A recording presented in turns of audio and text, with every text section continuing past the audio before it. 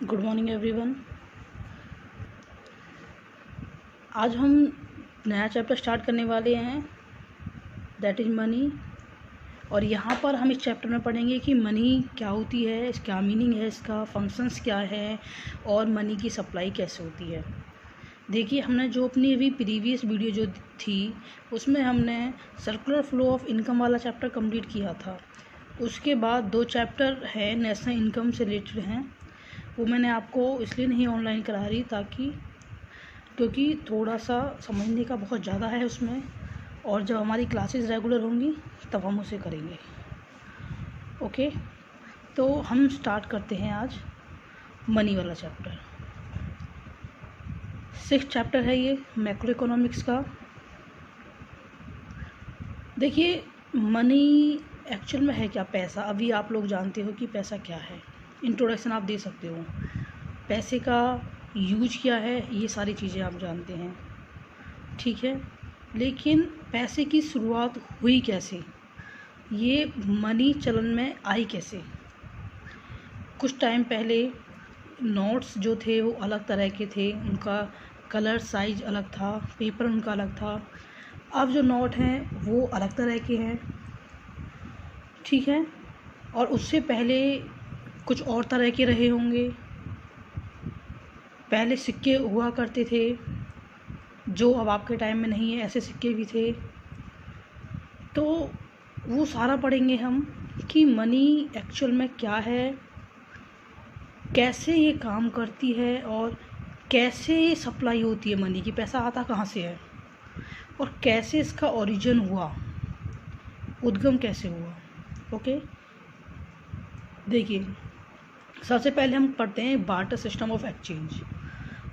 Barter system of exchange जो है वो वस्तु विनिमय प्रणाली थी। वस्तु विनिमय प्रणाली जिसको हम सीसी कमोडिटी के नाम से जानते हैं, सीसी इकोनॉमी थी हमारी। देखिए, बार्टर सिस्टम में क्या था, बहुत टाइम पहले जब पैसा नहीं हुआ करता था, जब पैसा नहीं था बहुत टाइम पहले, तो लोगों को ज़रूरत की चीज़ें चाहिए होती थी, तो वो अपनी ज़रूरत की चीज़ें दूसरे लोगों से पूरा करते थे। अब फ्री में तो कोई देता नहीं होगा, तो जब पैसा नहीं था तो वो अपनी चीज़ें खरीदते कैसे थे? तो वो जो उस टाइम जो प्रणाली चली हुई थी, जो सिस्टम चला हुआ था, वो था बार्टर सिस्टम का। उसमें एक वस्तु के बदले दूसरी वस्तु ली जाती थी। जैसे कि मान लो अभी मुद्रा का चलन नहीं है, ठीक है, बार्टर सिस्टम चल रहा है। अगर मुझे गेहूं चाहिए तो मुझे गेहूं, पहले उस बंदे को ढूंढना पड़ेगा कि जो मुझे गेहूं दे सके। उसके बाद मैं ये देखना चाहूँगी कि मैं जो गेहूं ले रही हूँ उसके बदले में मैं उस बंदे को क्या दे सकती हूँ। मेरे पास मान लो एक्स्ट्रा चावल है या कोई और चीज़ है एक्स्ट्रा, तो मुझे पहले देखना पड़ेगा कि कोई गेहूं बेचने वाला है, और गेहूं बेचने वाला मिल भी गया तो क्या वो चावल लेकर गेहूं देगा? अगर वो रेडी है कि ठीक है आप मुझे चावल दे दीजिए, मैं आपको गेहूं दे देता हूँ, तो यहाँ पर एक्सचेंज हो गया कि उसने गेहूं दिया, उसने चावल दिया। अब प्रॉब्लम थी तोल, माप, कि माप कैसे होगी, कितने गेहूं के बदले कितना चावल मिले, ठीक है, अंदाजे से देना होता था। गेहूं की और चावल की कीमत अगर हम लगाते हैं तो फ़र्क है, बहुत ज़्यादा चेंज है, ठीक है।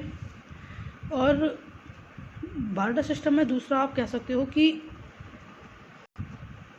यहाँ पर वस्तु के बदले वस्तु दी जाती थी, इसलिए इसको वस्तु विनिमय प्रणाली कहा जाता था। कि विनिमय मीन्स एक्सचेंज में, अदले बदले में वस्तु को ही देना, कि अगर मुझे कोई वस्तु चाहिए तो मैं दूसरे से, किसी दूसरे बंदे से वो वस्तु अगर मुझे लेनी है तो मुझे कोई और वस्तु उसको देनी होगी, ठीक है। चलो पढ़ लेते हैं इसका मीनिंग एक बार। Barter system of exchange is a system in which goods are exchange for goods, ठीक है। जहाँ पर गुड्स के बदले गुड्स, वस्तु के बदले वस्तुएं एक्सचेंज होती थी, वो बार्टर सिस्टम था। देखिए, आर पी केंट ने इसकी डेफिनेशन दी है कई हैं हमारे इकोनॉमिस्ट जिन्होंने इसकी डेफिनेशन दी है, आपको जो अच्छे से इजीली लर्न हो जाए वो आप कर लेना।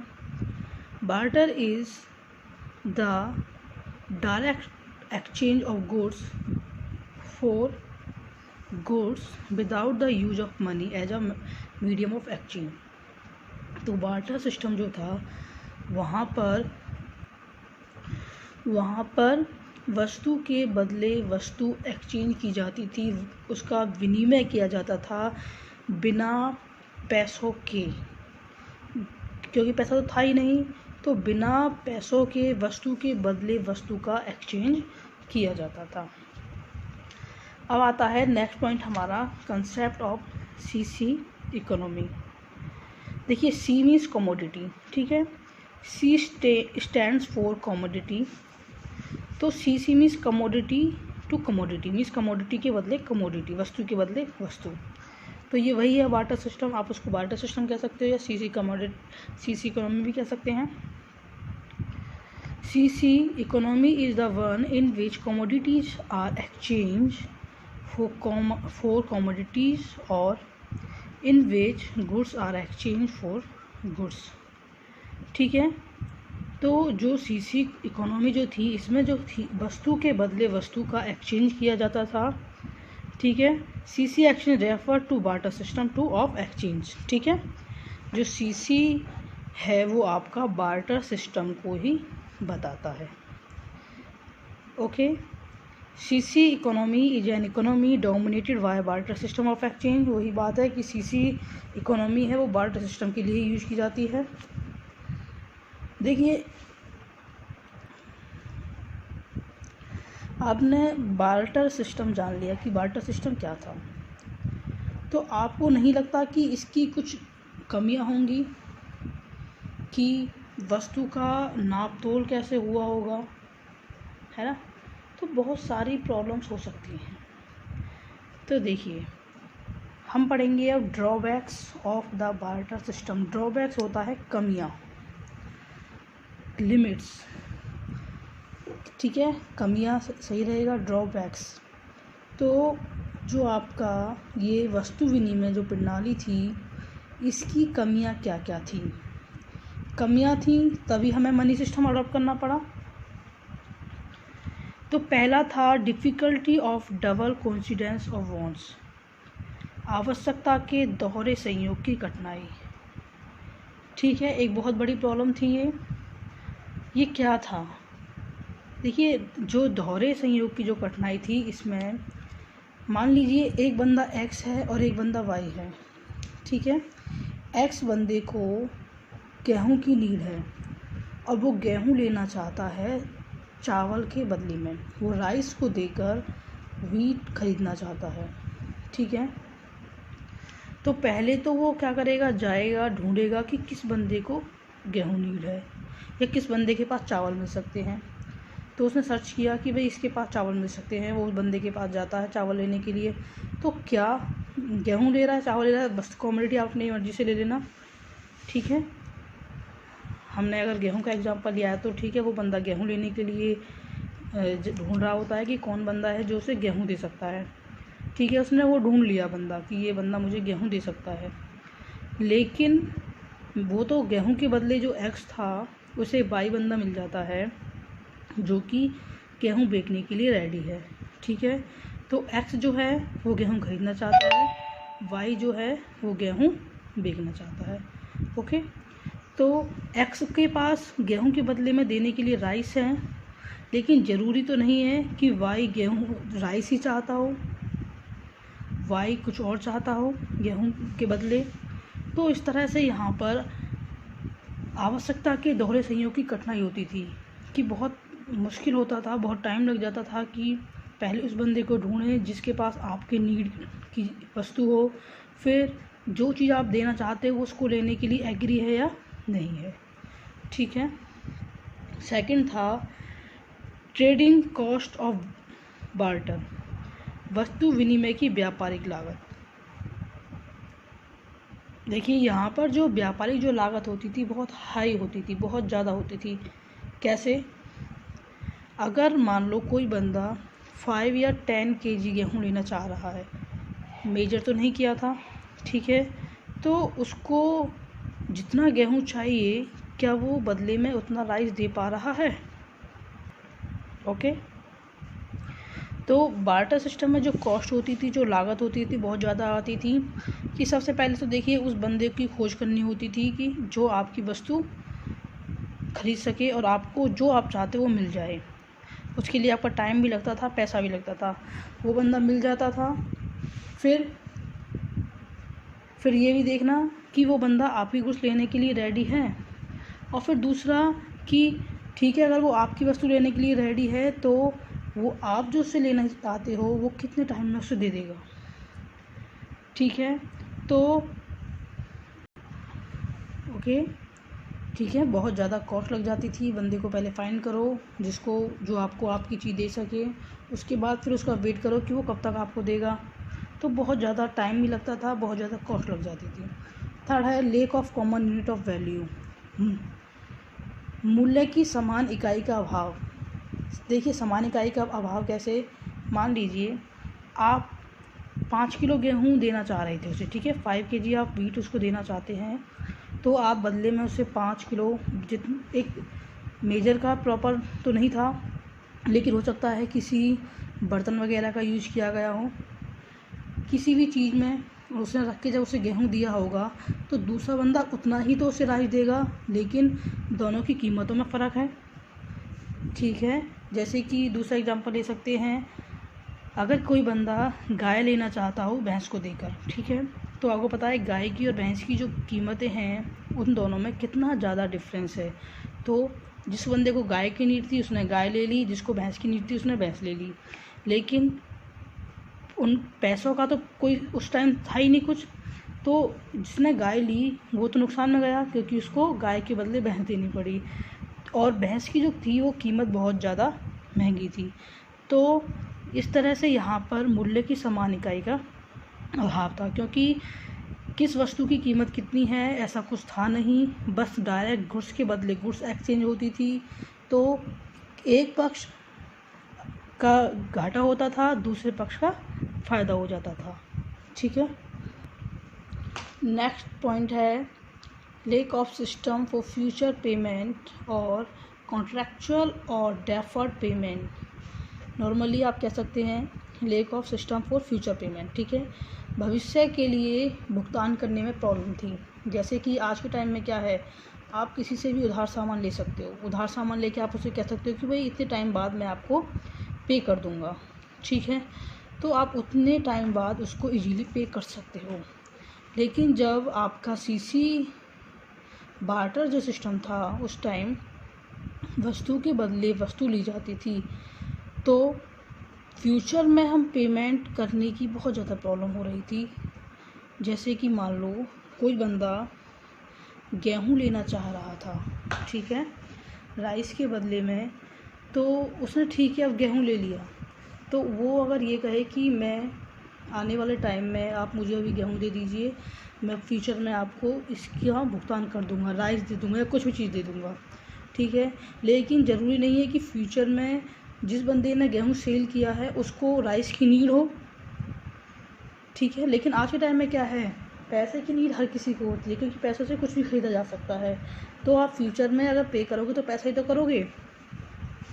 और फ्यूचर में और दूसरा क्या है इसमें, देखो एक ये भी हो सकता है कि जैसे कि मिस्टर एक्स गेहूँ लेने के लिए जाते हैं मिस्टर वाई से, लेकिन मिस्टर वाई को गेहूँ के बदले में राइस नहीं चाहिए, जो एक्स के पास है वो नहीं चाहिए।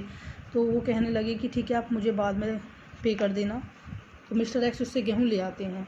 लेकिन फ्यूचर में जो मिस्टर एक्स पे करना चाहते हैं मिस्टर वाई को, हो सकता है मिस्टर वाई के पास वो हो, उन्हें नीड ना हो इस चीज़ की, तो इसलिए फ्यूचर में पेमेंट करने में काफ़ी प्रॉब्लम थी। नेक्स्ट है डिफ़िकल्टी ऑफ स्टोर और वेल्थ और वैल्यू। यहाँ पर एक प्रॉब्लम ये भी थी कि स्टोर करने में प्रॉब्लम थी, क्योंकि गुड्स ख़राब हो जाती हैं। जैसे कि मान लो अगर कोई बंदा अपना सब कुछ उस जगह से बेच कर जाना चाह रहा हो, तो वो अपना घर, अपनी जो भी सामान है वो दूसरे बंदे को बेच देता है, लेकिन उसको बेचने के बदले में क्या मिलेगा? वस्तु ही मिलेंगी। तो उनकी देखभाल करने में प्रॉब्लम्स थी, उनको कैरी करने में प्रॉब्लम्स थी। ठीक है, मान लो उसे पशु मिलता है या अनाज वगैरह मिल जाता है, तो क्या हो सकता है? रास्ते में पशु बीमार हो जाए, उसकी रखवाली भी करना, अनाज को कैरी करना, बीच में कहीं ख़राब हो जाए।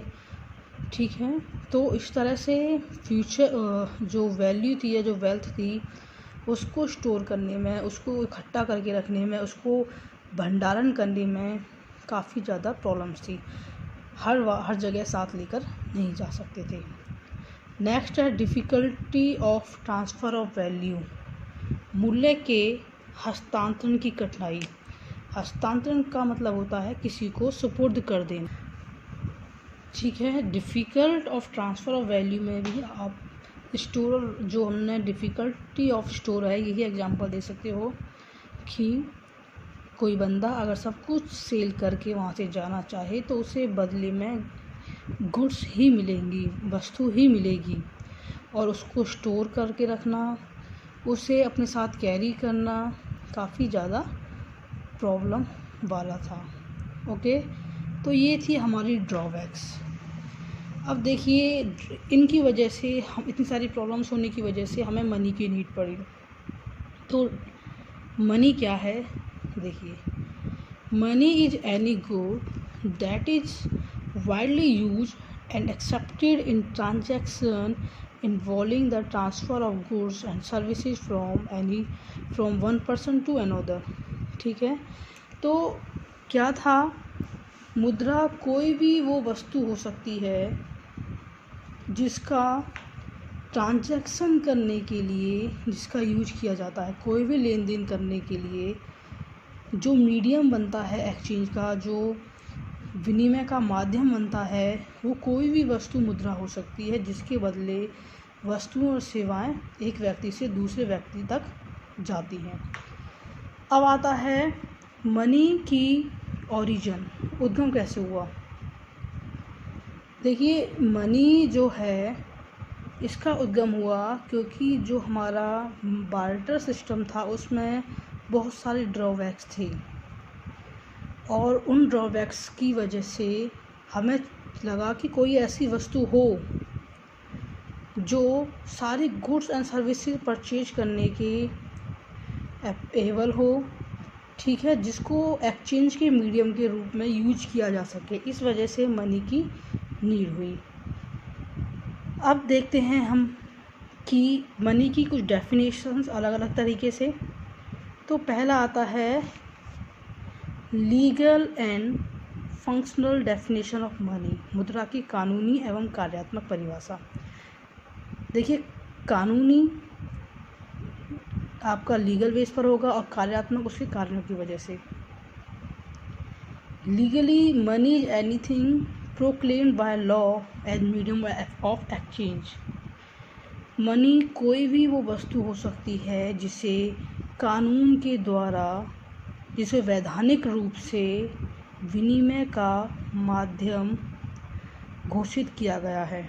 ठीक है, कोई भी वो वस्तु जिसे वैधानिक अधिकार है विनिमय के माध्यम के रूप में, कि आप इस वस्तु को लेकर किसी से कुछ खरीद सकते हैं और किसी को कुछ बेच सकते हैं। जैसे कि देखिए, पेपर नोट्स हैं और कॉइन्स हैं। ठीक है, इंडिया में पेपर नोट्स और कॉइन्स, इस दोनों प्रकार की करेंसी है, कागजी नोट और सिक्के। अब देखिए इसके फंक्शनल डेफिनेशंस, कार्यात्मक परिभाषा। कार्यात्मक परिभाषा इसके काम के बेस पर है। ठीक है, functional definition of money refers to money as anything that performs 4 basic functions. कोई भी वस्तु जो ये 4 बेसिक फंक्शंस, 4 मुख्य कार्य करती है, ठीक है, उसको हम मनी कहेंगे। क्योंकि मनी के फंक्शंस आप जानते हो, क्योंकि आज के टाइम में आप बहुत पैसा यूज कर रहे हैं, आपको पता है कि पैसों से क्या हो सकता है।